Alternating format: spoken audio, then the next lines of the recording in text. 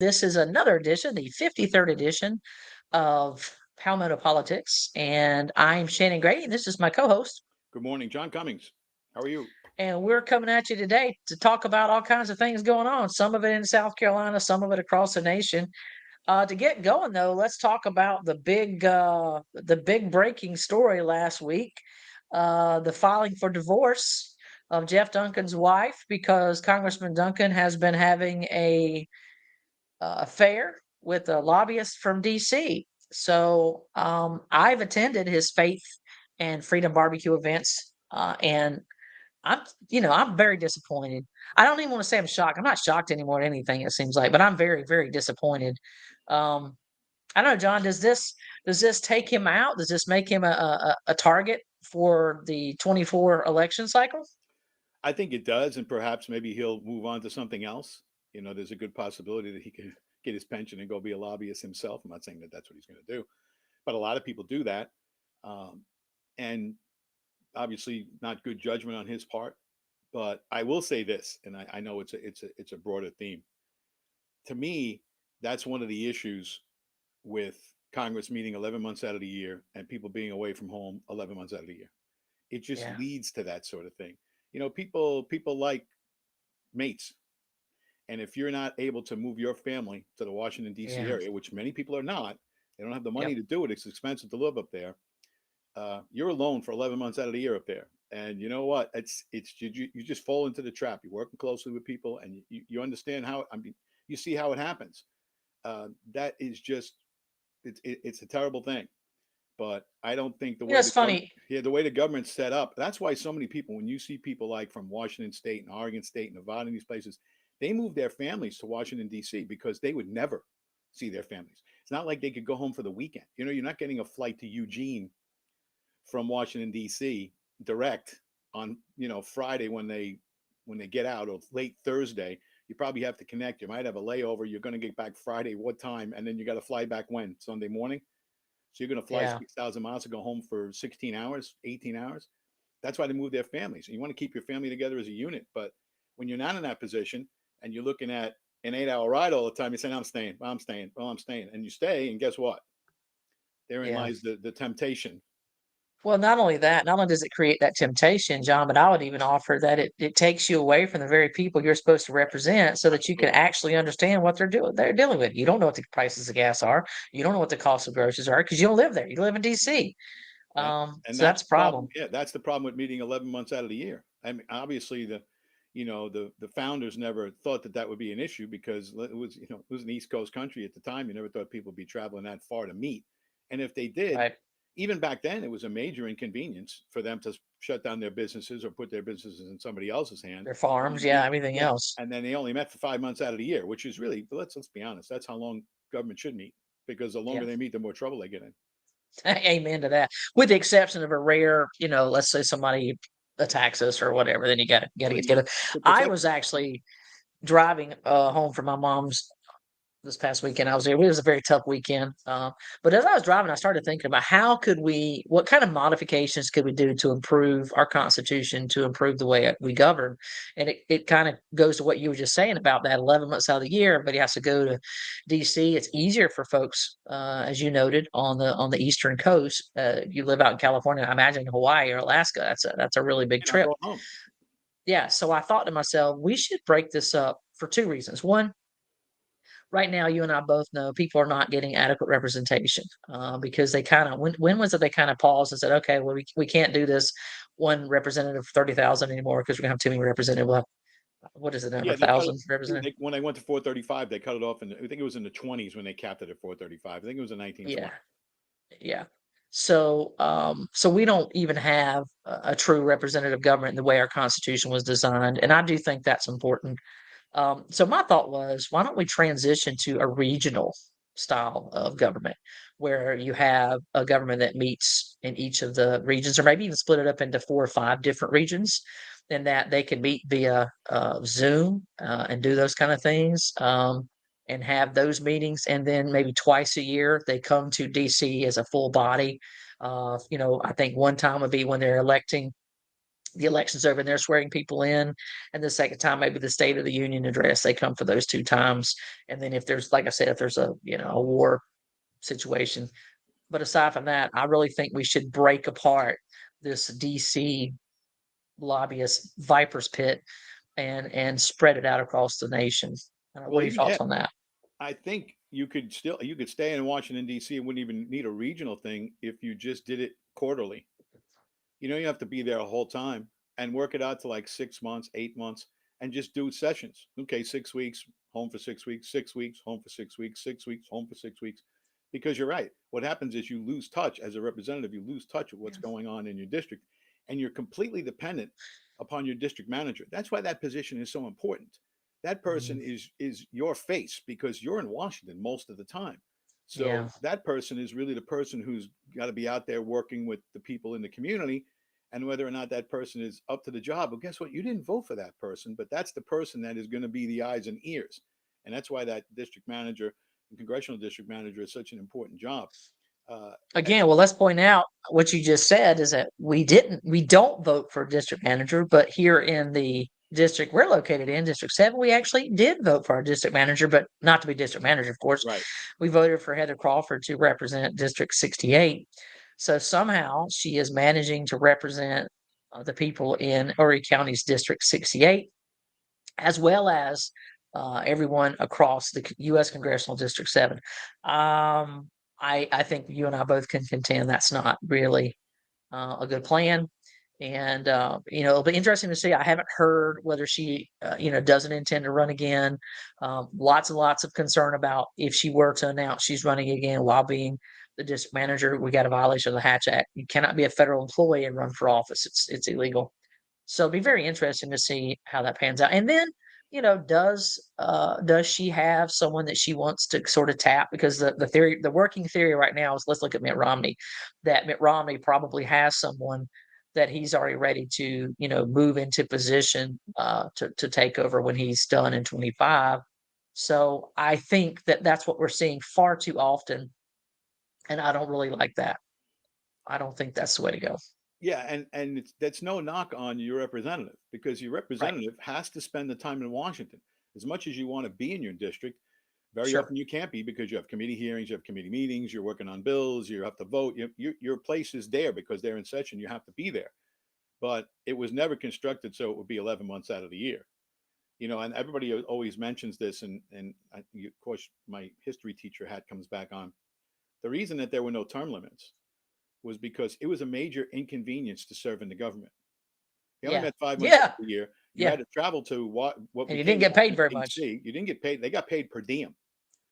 So you only got paid when you were at the Capitol, and you had to put Right. your life on hold and have somebody else run your business. And so now some of these people were pretty well off, so it didn't matter. But there were people who were business people who had to put their farming interests or Mhm. their law firms in the hands of other people, and then head down to Washington and then head back. And from Boston, that would Yep. on a horse. It took a long time to get there. Right? Yeah. It took a while Yeah. to get there. So it was a major inconvenience. And that's why they didn't put term limits because they knew that there was nobody who really wanted to do this job for a long time. It was truly a service. You were serving the people and it was a sacrifice and you did it because you were patriotic and you cared about the country and you cared about the people. Now it's a business. Yeah. Now it's a business. I Yeah. mean, you're making $175,000 a year plus, plus, plus, and plus all of investments Mhm. that you can find out there. Yeah. All of a sudden your All the portfolio insider trading. your portfolio's worth millions of dollars. So it's not what it was. And that's Mm, why there were true. no term. I was never a fan of term limits, but because I always thought it just assumed that the populace wasn't sharp enough to get rid of all the dead wood. Well, guess what? Now I think that the populace isn't smart enough to get rid of all the dead wood. So I think you kind of need something as far as term limits are concerned. Maybe a combination of House and Senate time. I don't want to Yeah. limit anybody. You hate to kick people out who are experienced and really doing the job. I mean, it's important Yeah. that you have people like that for Yeah. continuity's sake, but maybe some sort of combination of. I was thinking like maybe you get to 20 years, which Yeah. is your typical look. If you're working in a federal job or a state job, retirement is often 20 years. All right, maybe Right. go to 21 because if you want to serve in the House a certain amount of time, Senate, whatever, combination. Yeah. Combination. You shouldn't be in the Congress more than 20 years. I think that's Yeah, the number. I'd actually said if you did 8 years, which is 4 terms in the House, and then Right. you did 2 terms in the Senate, Right. That's 12 years in the Senate. There's your 20 years. That's 20. Or, you do one term in the House and then you go to the Senate and you do 3 terms. Again, there's 20 years. Well, I think 20 years is more than enough time. I also think that if we eliminated the 17th Amendment, and I've spoken about this a lot, if we eliminated the 17th Amendment and let the Senate go back to being picked by the state legislatures, I don't think you would Right. have the problem that you have, because you would be there representing the state's interest rather than the interest of the people. Because all you have now, Right. it's just it's a redundant legislature. The House represents the Yeah. people and the Senate represents the people. And that's also why they gave the Senate different responsibilities, Yeah. like treaty ratification, Supreme Court judge ratification, things like Yeah. that. They put that in the Because hands there are of the things that were really specific to the states and what was but going to they be best also for them. right, but they also wanted it as far away from the political process as possible. So they didn't want the elections based on that. Well, which judge are you going to pick? Because remember the Yeah. Supreme Court, when they were approving the Supreme Court judges, a lot of the senators say, well, I really have to think about my constituents. No, that's not why Yeah. you were given that power. You were given that power to be apolitical and say, is this person the best person for the job for the country? Not, for the country in general. Like I said, treaty ratification, all of those things. The treaty, is it right for the country? Never mind the politics of it. Never mind the elections. Yeah. We're not worried. You're not going to, if you pick somebody, it's not based on the fact that it's going to get you elected. It's based on the fact it's going to be the right thing to do. So I think, hey, look, I think the whole country started downhill when they passed the 17th Amendment. That's my opinion, and I've always thought that, because it took us Yeah. away from federalism, and federalism was why this worked. And now we are not a federalist system, simply not.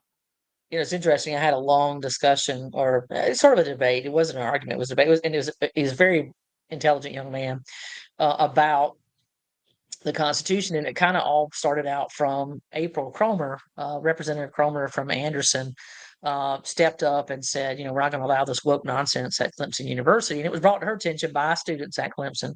I don't know if we talked about this last time or not, but they had Clemson University had put women's, maxi pads and tampon In the men's dispensers room, in yeah. the men's bathroom.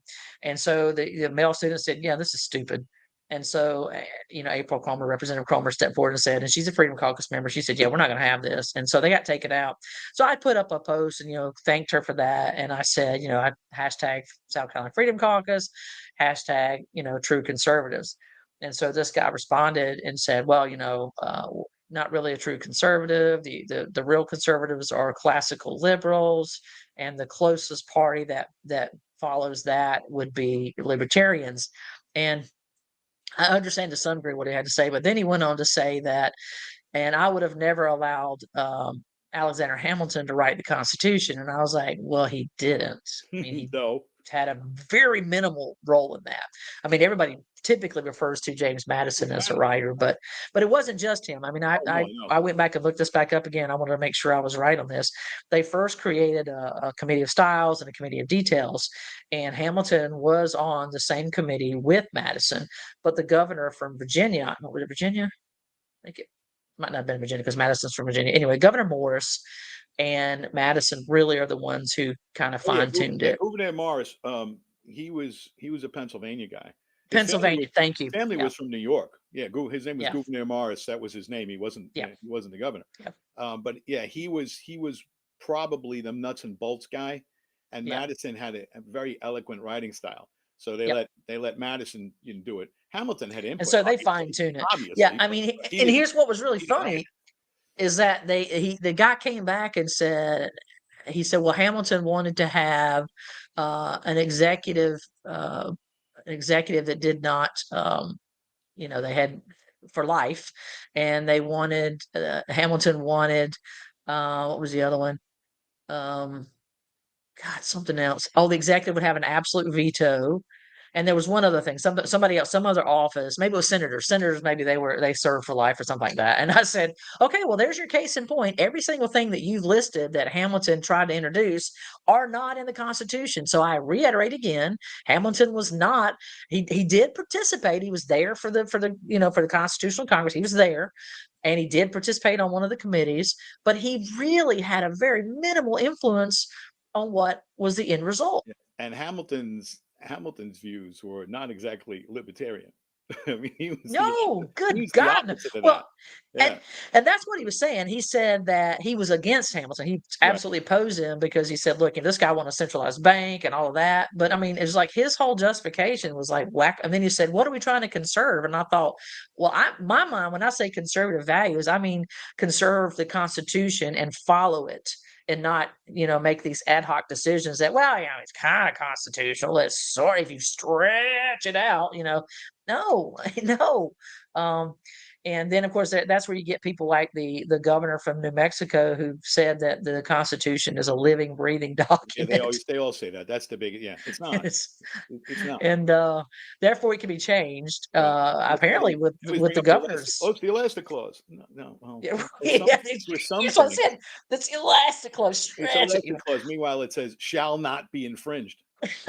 There's no elasticity in shall not. You But can look when it up. they said shall, it meant something else, Shall not. John. Yeah, I mean, Different meaning. I always used to teach this that there's a lot of Yeah. places in the Constitution where they were purposely ambiguous because they weren't Yeah. exactly Yeah. sure what was going to happen. So they wanted to leave a little Right. flexibility for future generations. And that's a good thing. Shall not is not Yeah. flexible. No, It's no, not good. that's pretty It's cut kind and of like dry. if you notice, that's the only time that they use that phrase, and it comes Yeah. right out of the Ten Commandments. Shall not. Yeah. There's no wiggle room. No wiggle Yep. room at You all. ain't doing this. So and that's interesting. I don't know. I mean, I know she got the one judge who kind of put a pause, and then she came back and sort of rewrote it, and Yeah, well, she's still toast. has it still violates. So I don't know what's going on. I don't. I still haven't heard if she's been brought up on impeachment articles, which she should be. I think she should be impeached. That to me. And then someone even said that they felt like that she had basically disrespected the judge and thwarted his decision. So, Well, real quick, we'll I know see. you like talking about books that you've been reading. If I can make a book recommendation, Sure. Ron Chernow's biography of Hamilton, which is 660 pages, is one of the most fascinating books you'll ever read. It reads like a movie script. I don't know how like HBO or Showtime or something hasn't done this yet. I mean, they did it with John Adams and they did an unbelievable job. That HBO Yeah, miniseries is one of the best things you'll ever see. it is good. I agree with you. I show parts of it in my class all the time.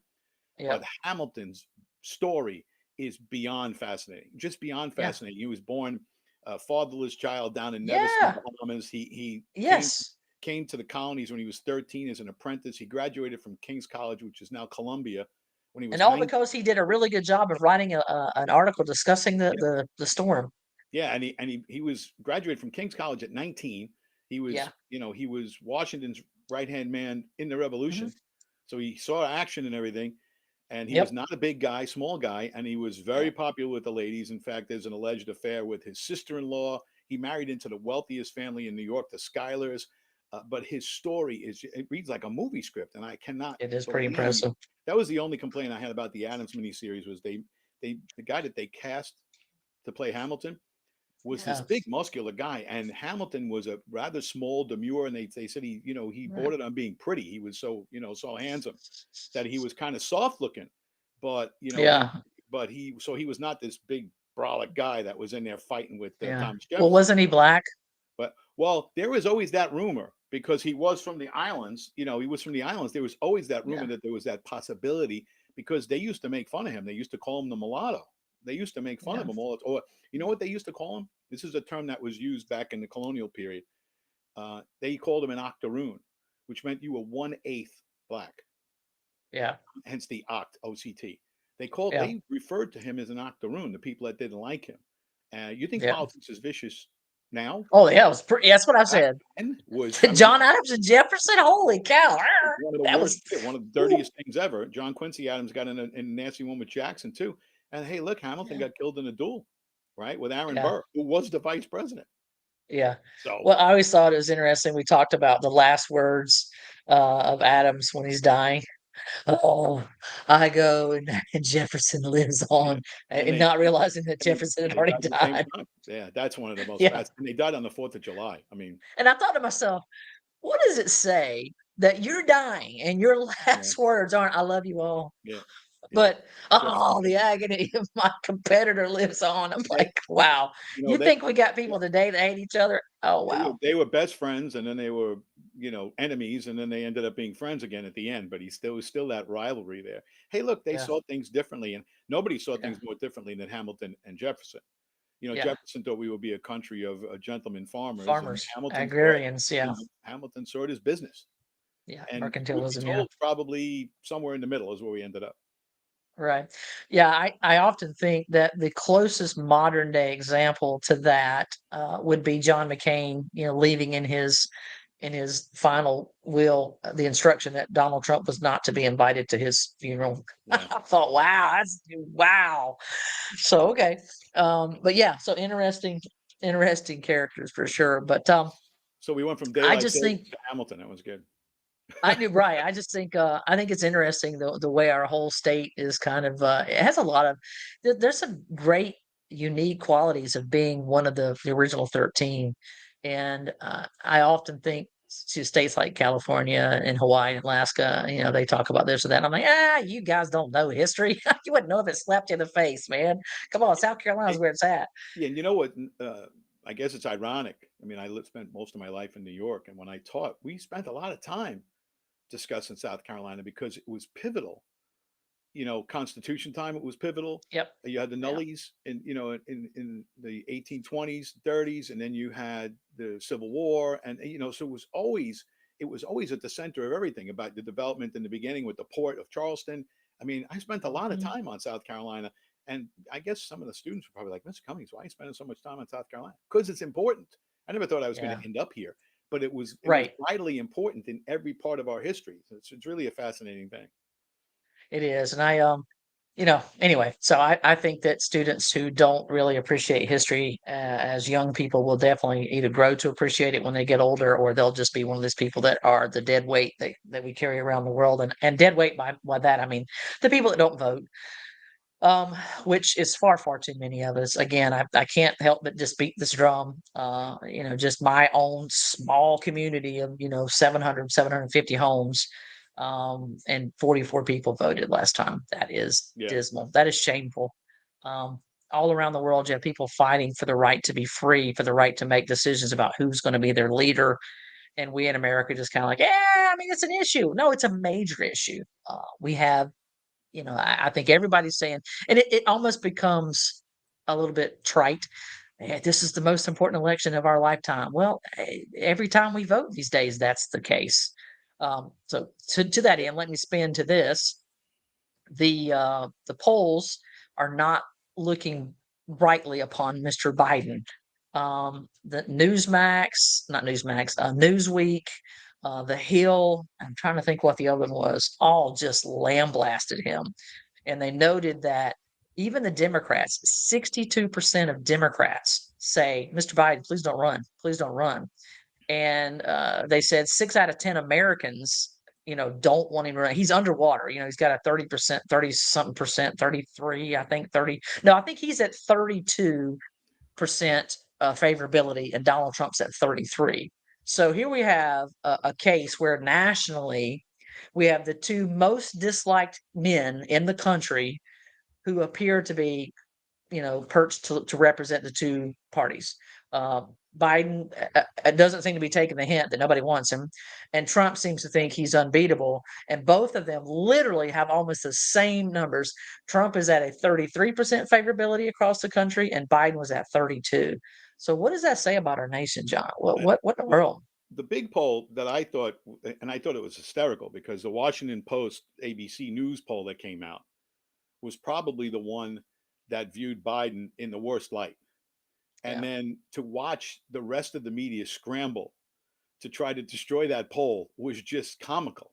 It's the Washington Post. Oh, everything's the Washington Post. And then they come out with a poll that has, and here's the numbers. If you go down and look at the internals, Trump yeah, beating Biden amongst independents by 13, yeah, by young voters with young voters by 15, and with Hispanics 50 to 45.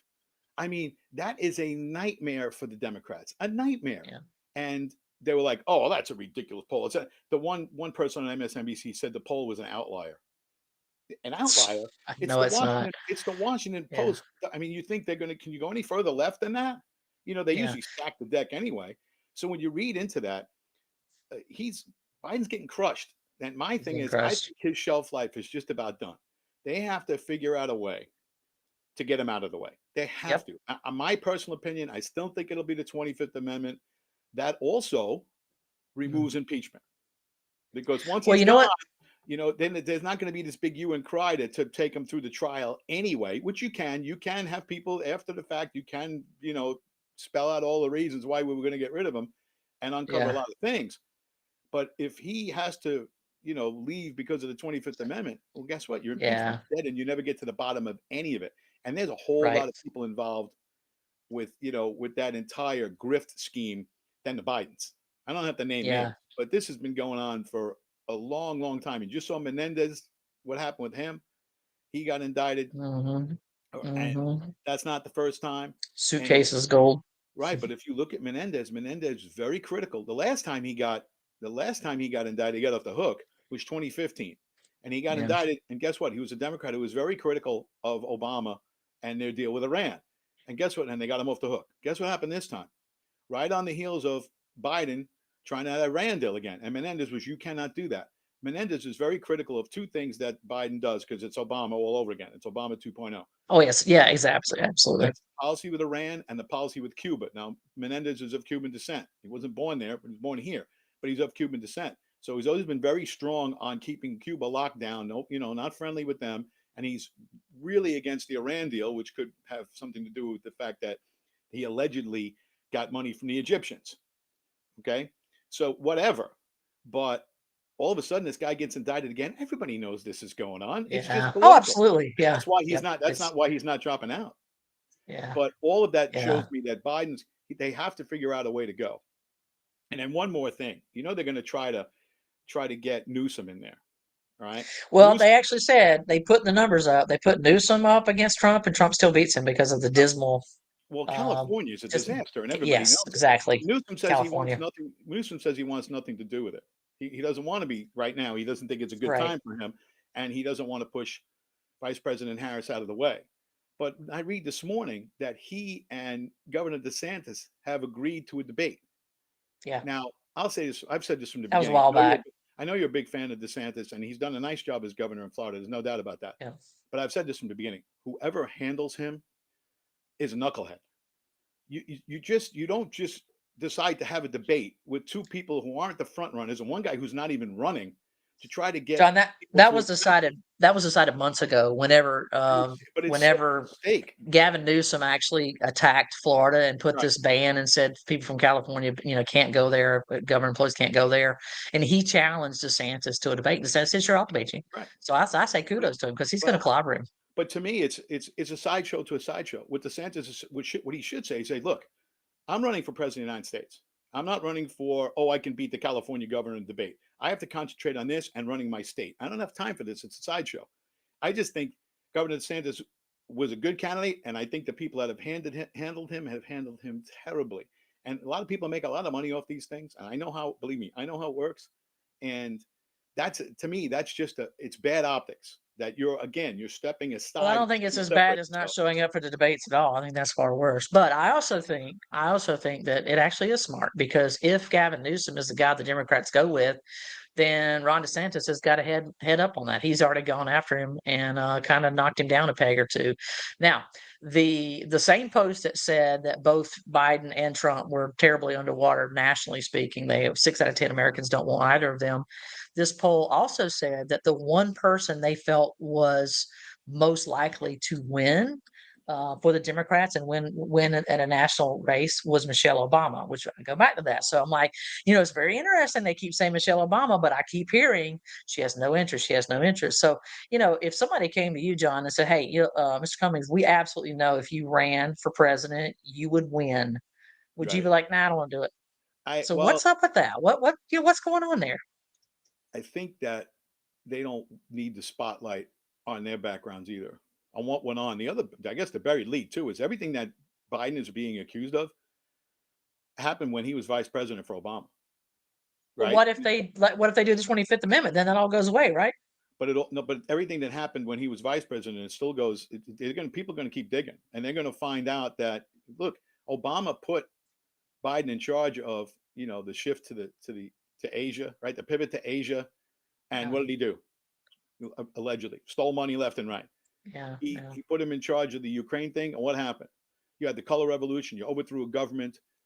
You have bioweapons labs over there that the CIA connected to. It all happened. It all happened on his watch.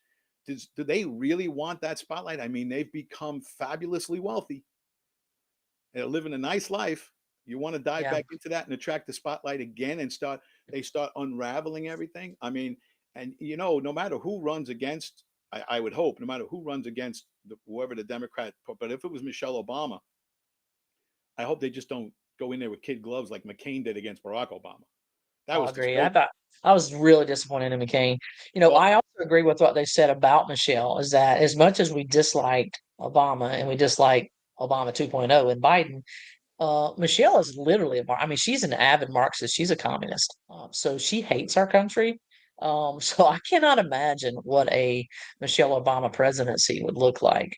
And I just have in the back of my mind that fear that something's going to happen, some kind of shenanigans are going to take place, if you will, and we're going to see a repeat.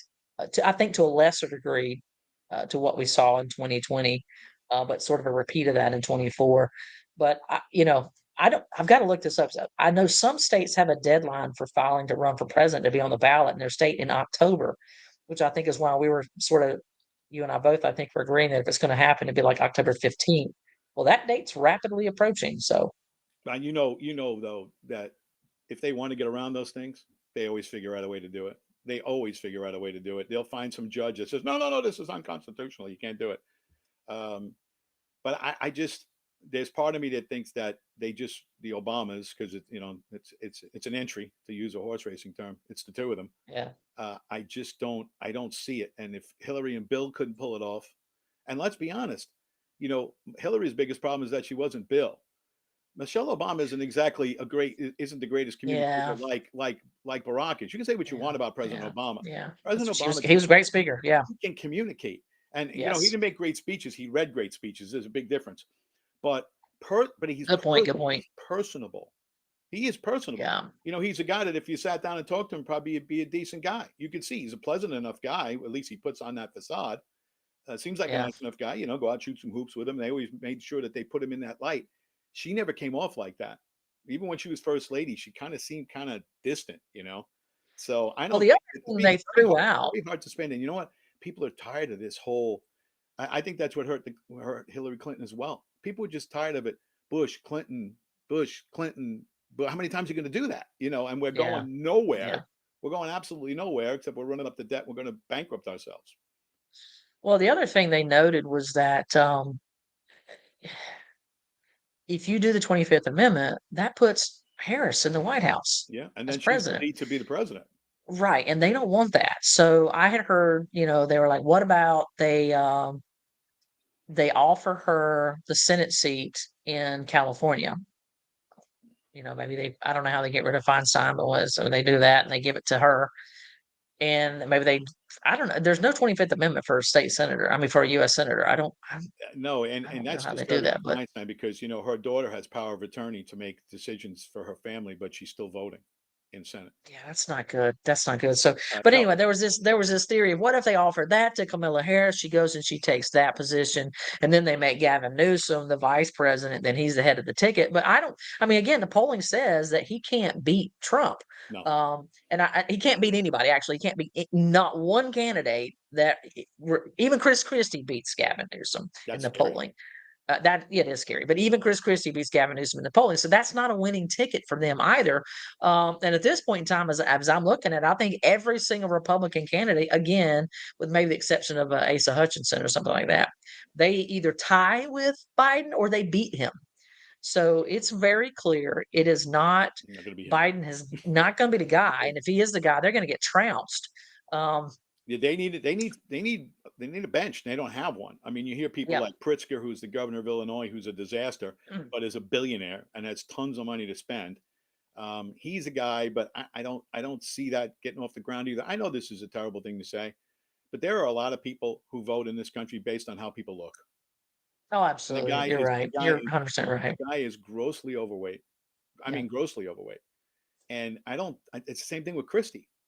he always came off as kind of a bully, and then he's grossly overweight. Then he goes and has a belly band, and now he's grossly overweight again. Well, that didn't work. Yeah. I don't understand it. I mean, Christie's out there for one reason.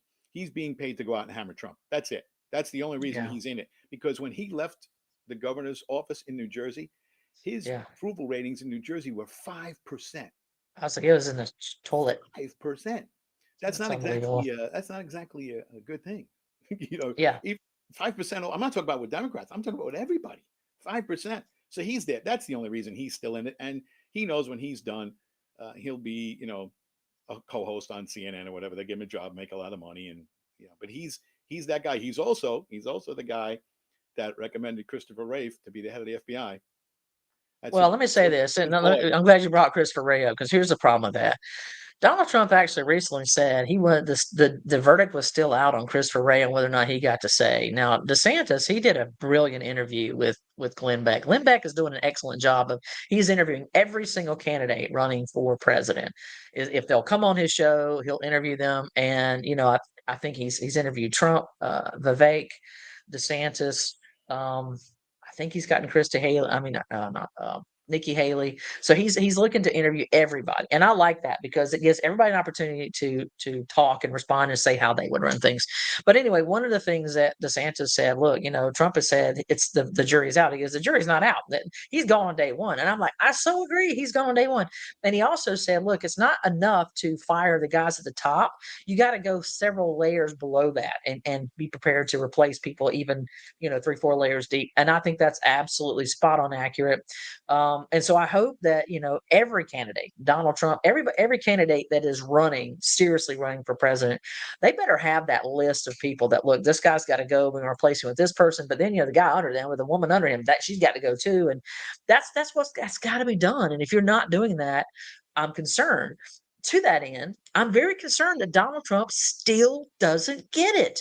He's not listening to the people, saying things like, the jury's still out on Christopher Wray is concerning. And then once again in South Carolina, he's out there making a speech and he's introducing Lindsey Graham. And he's like, yeah, this is a friend of mine. And, he's helping me fight the left. And, da, da, da, da. Lindsey Graham, everybody's booing. And Trump's like, no, no, no, no, no. We're like, no, no, no, Trump. He's a jackass. We don't want him. He's a liberal loon. Please stop associating with him. And that's why he doesn't get it. He Well, keeps surrounding himself with losers. I don't like the Graham thing at all, but I get why he does it. There is a large. I don't. But the people who go to Trump rallies are MAGA. That's who they are. But there are, I would say, the majority of Republicans in this state, and all you have to do is look at the state house in Columbia. The majority of Republicans in this state are Lindsey Graham people. They are. They're not hardline Republicans. And Trump knows that if he doesn't have Graham there, he's not going to get that vote. He's just not going to get it. And I think that's why he has to keep him as close as he does. I don't think in particular cares for his views, especially on Ukraine. I know that. And Graham is now supposedly, Ralph Norman was talking about challenging him in a primary when it comes up. Yeah. I'd like to see that. Yeah. But I don't think it'll happen. It's a long way off. I don't think it'll happen. I think, and Congressman Norman. I'd like to see John Warren challenging. He's back in Nikki Haley, Ralph Norman. Yeah, he is. I don't understand that at all. I really don't. Yeah, and I say that because here's Ralph Norman, a member of the Freedom Caucus, which was co-founded and started by Ron DeSantis, and yet he's in the Freedom. He's going to. Anyway, I don't get it. Nikki Haley is not a Freedom Caucus person. She wouldn't be a member. She's not a conservative. A quick note about these people that are running as conservatives, saying, "Oh, we're going to lower the corporate tax rate. We're going to give people tax breaks." I mean, look. We did that. We've done that. And I'm a conservative, and I think that the tax code is way too complicated. But if we're going to go down that road again, we're going to offer corporate tax cuts to people, and they're just going to take their tax cuts and move all the jobs overseas. Well, guess what? You're not getting them again. We learned once before what happens when you offer those types of cuts. What we have to do is simplify the code. You don't need cuts. Just simplify the code. Here's your 2 rates. Here's your corporate rate. Here's your write-offs. Case closed. And then leave it that way instead of having an 86,000 page IRS code, which allow these people tremendous write-offs. And what did they do with those write-offs? They invested in factories in China. Right. Well, guess what? Right. We want our tax breaks back. We gave you. Exactly. We gave you an opportunity to provide jobs for Americans, and you went overseas. So why are we giving you big business? Who look? The business of America is business. Calvin Coolidge, right? I understand all of that. But if you're going to continue to give corporate breaks to people who are moving everything offshore, the hell with them. They Yeah. don't deserve it. Agreed. They just don't deserve it. If you want to give breaks to people who are going to, build here and Hmm. produce here and manufacture Yep. here, I'm good with Yeah. that. But if you're going to Yep. continue to, go drive a Buick, I see all these new Buicks on the road. Most of them are made in China. Yeah. Stop buying. Stop buying it. That's it. And we gave Yep. them these big tax breaks. And look, you have that big UAW strike going on, right? Well, go blame Yeah. General Motors. They moved half their jobs to China. I mean, why are we giving these people any mind at all? I wouldn't buy their products for nothing. Well, the one reason why they moved them to China is because that's the closest location for the batteries and the things that they need to build the electric vehicles, which has, for example, in California, to go back and beat on Gavin Newsom a little bit more, I believe the deadline he has set that everybody has to, all cars that will be purchased will be EV by 2035, if I'm 2030. not I mistaken. think it's Is 2030. is is it But 2030? Okay, even is it like so, I mean, 2030? Yeah, that's you want to talk terrible. about wiping out the middle class? Who's buying Yeah. those? Who's buying those things? Nobody can afford them. Well, yeah, I mean, how do you say buy those and the next day you say, oh, by the way, if you own an EV, don't plug in. We don't have the grid to do it. We have no grid. And I don't get me started on the energy thing again because I'm pretty Yeah. disgusted. Although I did read a really good article the other day about the fact that this whole offshore wind farm is Mhm. not doing well. Yeah. It's not doing well. It's too costly. What you have to do to drill to get those things in the ground and all the soundings and everything, never mind the fact that it's destroying the environment and probably killing a lot of wildlife, it's cost Yeah. prohibitive. And Yeah. they're going to find that out pretty fast. They're going to find it out pretty fast. And of course, it's not steady base load. It's part time, Yeah, I mean, and 4 hours, 4 days a I day. thought DeSantis made a good point about that very thing. He said, "Listen," he said, I'm not saying that you can't try to use some other options." He said, "But at the end of the day," he said, "in Florida, when we have a hurricane come through and I've got to get electricity back up and running," he goes, "I've got to have oil and gas." He said, "Because solar and wind are not going to be reliable. Most likely, they're going to have been destroyed by the hurricane, Right. especially the windmills. I mean, come on, it's stupid."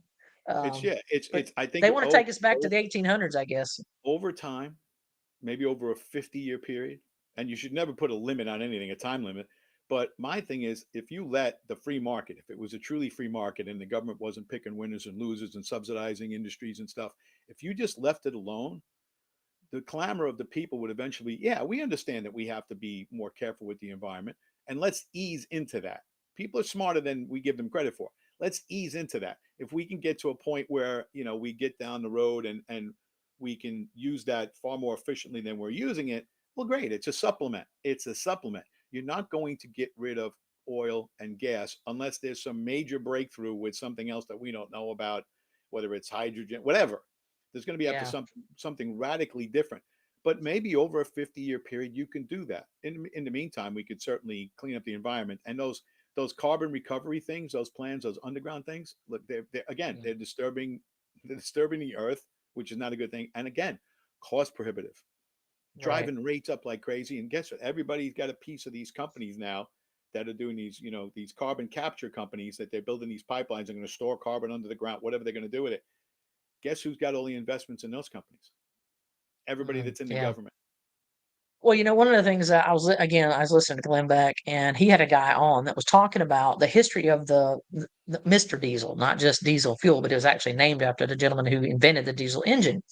And they talked about Willie Nelson, who's still alive and kicking. He's 90 now, and he drives a RV that was a diesel engine, but he doesn't run it on diesel fuel. He basically runs it on recycled or reused grease that you use in the various You can restaurants, get it from fast the food dump. restaurants, whatever.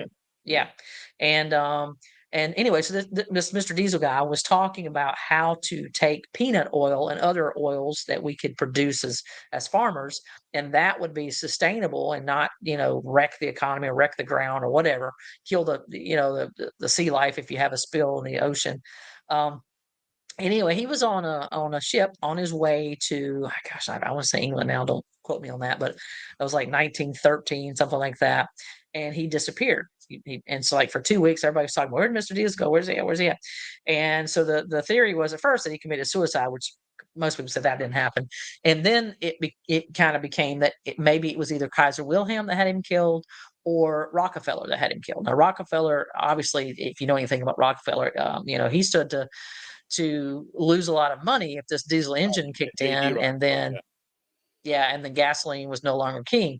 So, and then I kind of was like, well, what's up with Wilhelm? Well, turns out, as if you know, I was Navy. So in the beginning, gasoline is not good for boats because it has fumes. And if you research this, almost every single fire that occurs on a boat is a gasoline Oh yeah, fire. no doubt. Diesel doesn't have the fumes. It's just It doesn't burn. very It low. burns, but it doesn't blow. It's not highly explosive. Right. Which is why it was used to power the diesel, that power the submarines. So he was on his way to share how to build these diesel submarines. And so, of course, Wilhelm Kaiser did not want that information getting out because that was going to torpedo, Yeah, yes, no I'm pun using an intended. But analogy, his plans. So who knows which one it was, but there's great suspicion that one of those folks killed him. But kind of getting back to the gist of that is what made me think is that my dad had mentioned that he felt like we should be able to produce our own crops, peanuts, whatever, to produce oil that would then power vehicles. And we don't need, we could then be energy independent without drilling for oil, without drilling for natural gas, without being, dependent on the Middle East and OPEC nations. Why don't we well, do that? I I mean, think why I not? think my problem with that as well too is two things. One, I think the recycled idea is a great idea. I mean, there are Yeah. people. There was a guy up in Westchester County in New York that ran a Volkswagen Dasher on oil, recycled oil that he got from all the local diners and never paid for it. He just took it off their hands. They used to have to put it in containers and then bring it to a disposal facility. He took it Yep. and he ran his car on it. Yep. The joke was, the whole town smelled like salad, but other than that, it worked fine. But I always have a problem with growing food for fuel when we have more than enough fuel. I mean, there's people starving all over the world, and we're going to grow. I don't even like the growing wheat to supplement, the E85 and all that stuff. And I'm not big on that. And we have more than enough natural gas and oil and clean coal. It's a lot cleaner than it used to be. China's building coal plants every day. We can ease into everything it should be all hands on deck. That's my view. Should be whatever we can use for fuel, the recycled, whatever, solar, wind, natural gas, whatever we can use that makes us, self-sufficient is great. It's a great idea when we're not dependent on anybody that hates us, which is right where we Well, are the right now. problem is, You know what? John, with Reverse it. farmers, we're Reverse losing it farmers under this because thing. they can't farm anymore because it's being, like this Ukraine breadbasket. I mean, that's where it comes from. So all the farmers here that were growing that now they're it's defunct. And Thomas Jefferson said we're going to be this agrarian nation, but we're not because we need less land to produce the food necessary to feed our populace. So again, there's a lot of land out there that's just sitting there not being used. So again, why not use it to produce something that will be clean burning, and certainly better than sticking up ugly windmills that kill our birds and solar panels. Again, I think it would. I Better, think it would be a very good supplement. I do, but it's yeah, going to take whatever it is. It's going to take a long time, yeah, and like I said, probably 50, 60 years would be smart, and we could head in that direction. But to just throw the switch and switch, completely to, wind and solar, and it's not going to happen. Not without crushing people financially. And let's be honest, we're going to lack for everything. We're going to have no money. We're going to have no food. We're going to have inflation is going to be out of control. Everything that yeah, we have, everything that we eat, everything that is based on fuel consumption, which is why all the prices are up because and gas is going. Guess what? It's going on. Oil's going over $100 a barrel. Gas is going to go yeah. back up unless he wants to open the reserve again. Which I Where don't does he? I don't think he can, John. There's nothing left in the reserve. Hasn't he already used all that? right. And now they want to replenish at $100 a barrel when Trump topped it off at $20 a barrel, and they were He like, well, wanted we to, and they can't do wouldn't that. let him. We can't do that. We want to top it off. He Yeah, wanted to buy it, and I'm like, no, no, no, we can't do that. Just these people, their long term thought process. I don't get it. I just don't get it. The poor people in this country and the working poor and the middle class. Again, if you go green like this immediately, who's going to bear the burden of that? We are. The wealthy don't care. They don't care because they're comfortable anyway. It's always we the people who bear the burden of all of this stuff, which is why we have to stop all of it in its tracks. And I like I said, I understand on the long term. Can we ease into these things? Can we use them as supplements? Absolutely. But we have to also be honest about what they bring. I mean, those wind farms are disastrous to wildlife. You see all the birds that, if anything else was killing birds at the rate that these windmills are killing birds, if anything else was Oh, doing that, the environmentalists would be yes. going out of their minds. Nuts. Yeah, I agreed.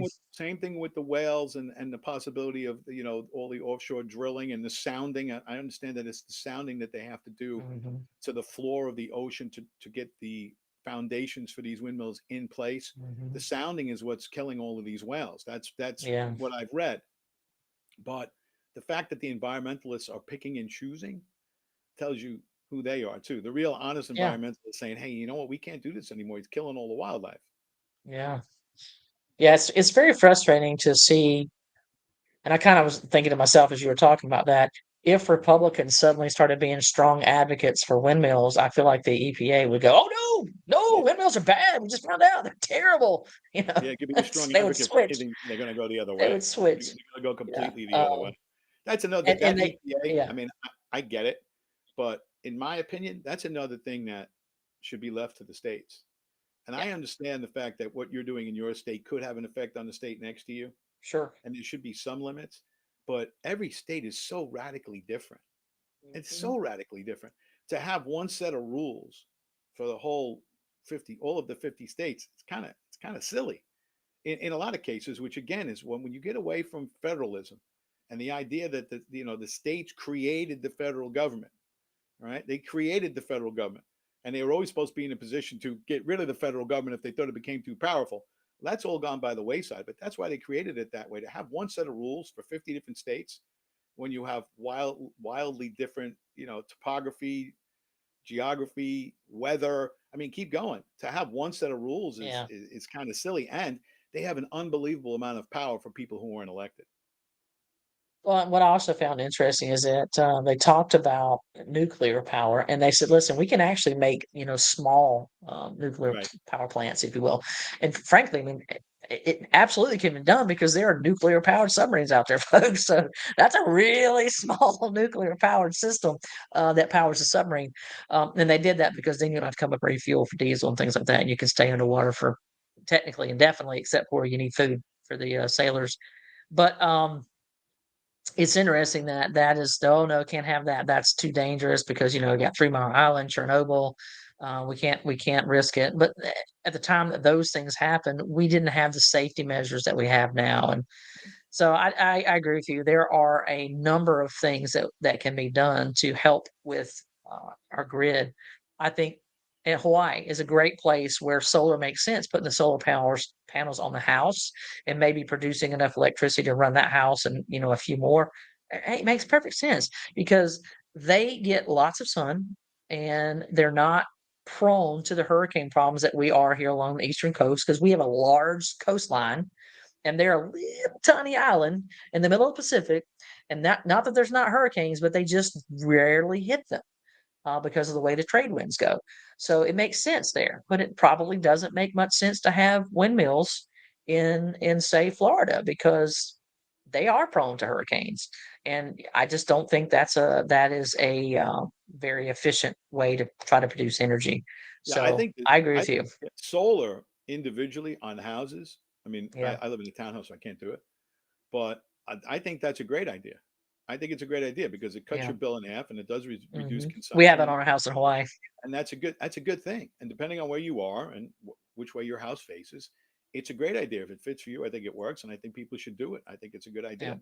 They also have these other things now that are generators, but they are storage generators, meaning that you Mhm. buy them, they're in your garage or wherever you keep them, and you can go off the grid if you want, and they do have solar recharging, so you don't have to just charge it off of the electricity that you have in your Mhm. house. Yeah. But some of them are actually set up so between midnight and 6 that everything in your house switches over to this storage. It Yeah. almost looks like a We have computer. it. Yeah, it's a great idea. And I Yeah. think that's something that people should look into. And in the long run, look, it's going to save you money. And if there's a blackout, you don't have to worry about it. Those are things that should be stressed as trying to taking stuff off the grid. And the fact that you can recharge solar if there's no electricity at all, and recharge the battery in about 3 or 4 hours in optimal conditions, that's something that should be pushed as well. Yeah. So we made that decision to go with solar because in Hawaii, electricity is astronomically high. I Um, mean, everything is, and right? Yeah. so, yeah, we did that, and they actually put the battery they're talking about in the garage, just like you said, and it gets charged, and then we can Yeah. use the energy off of that battery to run everything. So it made sense to us. We did it, and haven't looked back. And so far, so good. Everything's worked out pretty well. But again, that's a different like Oregon. That wouldn't make sense in Oregon. They get rain, and Washington. That's not going to make sense there Right. to do And solar. on average, the guy I follow, Dave Walsh, always says that on average, between solar and wind, the average between the two is about 6 hours a day that you can Yeah. get energy from that. Optimal, Hmm. 6 hours. That's Yep. not enough, folks. I mean, No, you need needs to be no. 24/7. We're a country that Yep. operates 24/7. Everybody does, and maybe us more than some other people. But Right. and again, this idea to weaken the grid, to weaken our ability to generate power, and then to try to insist that people switch to electric cars and electric everything. I mean, in the Northeast, they're not allowing new construction in New York City and now New York State. There is no new construction with gas, natural gas Yeah. coming into your house. It's all electric, which is insane. I mean, if you think about it, at so many levels, it's just insane. We have a plethora of natural gas, right? And you're going to go overload the grid, making sure that all new. I'm not talking about apartment buildings, 50 stories high. It's all electric. What are you thinking about? Yeah. It's something that the grid just can't handle. So and Well, as John, far as far as South that's Carolina, why we it's our legislature really has to keep an eye on what I discussed with the Dave Wall said about a 15-year plan by Duke Energy to spend 130 billion dollars to switch over. that's why we're doing this time change thing, see, so we can save electricity. Right. I know We that's can what use they. daylight Yeah, savings yeah, time. that's what they said, and I understand. So you have more daylight at the end of the day, but in the morning when you're all getting ready to go to school and everything, it's dark. So I don't know how much it changes things. And Yeah. like I said, the last time it didn't work well, and the real dispute or the real protest came from parents who didn't want their kids going to school in the dark. And it's obviously there's a danger factor there, and people just didn't like it. I Yeah. understand it. There are parts of this country where I could never live because it's dark at 4 o'clock. It's Yeah. depressing. It's Yeah. It depressing. is You depressing. go up to It is. Minnesota, 3:45. It's starting to get dark. You're like 3:45, but then in the summer it's light till 10:30. I mean, so take your Yeah. pick. Yeah, that's the way it is in Europe too. So it's really long stretches of dark. Now, hey, where I couldn't live is Alaska, where they have like 12 Yeah, months and 6 months is day and 6 months is night. No, yeah. thank you. It's Hard pass. said the land of midnight softball. They Yeah, people exactly. who Yeah, work 4 to 12 over there, if they get out of work at midnight and have softball till 2 in the morning. So I yeah, mean, it's a totally different thing. You go play it softball is. at 1 o'clock in the Yeah, morning because it's still light out. But then again, in the yeah. winter, in the middle of the day, it's kind of like dusk all the time. Dusk. And never Yeah, you never yeah, really get that big sunny day. I could yeah. I could never. I could never.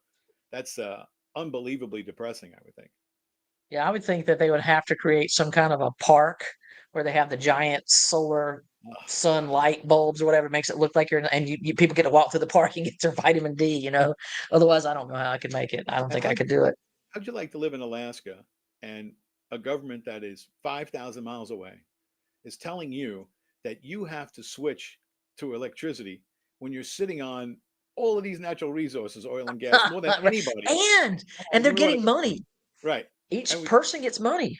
it's just crazy. I mean, it's crazy how people think in Washington.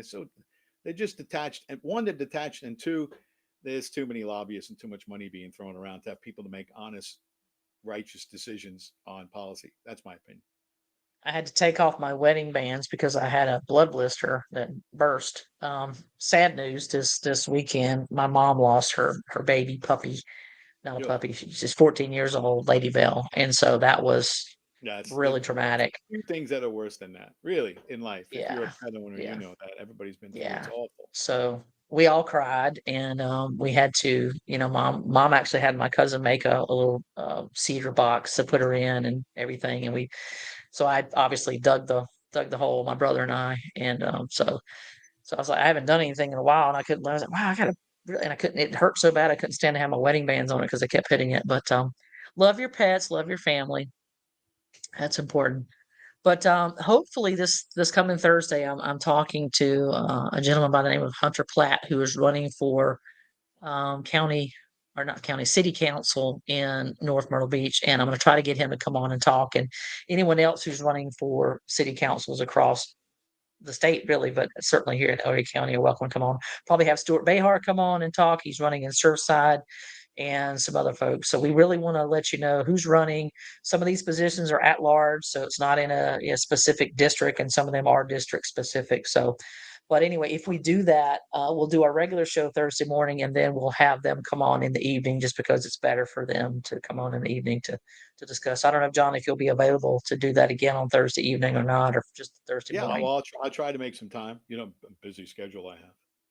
Right. Well, Awesome. Well, I know you do the baseball's over. games, yeah. Baseball's over. Yep. So, well, that baseball, the Pelicans got eliminated in the playoffs. They had a great season, Yeah. and I truly, it's such an important part of Myrtle Beach. I mean, people don't, some people don't think that it is, but when you're there every night in the summer, like I was, and there's 5,000 people there every night, and it's not all tourists. It's mostly locals. Yeah.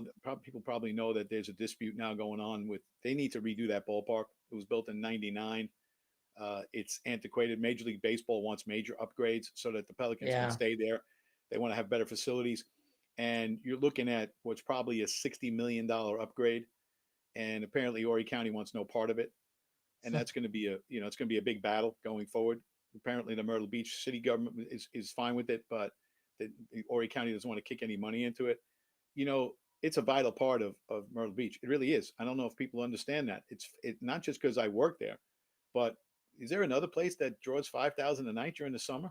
It really is. There anything else that does that? And you need to Yep. stay current.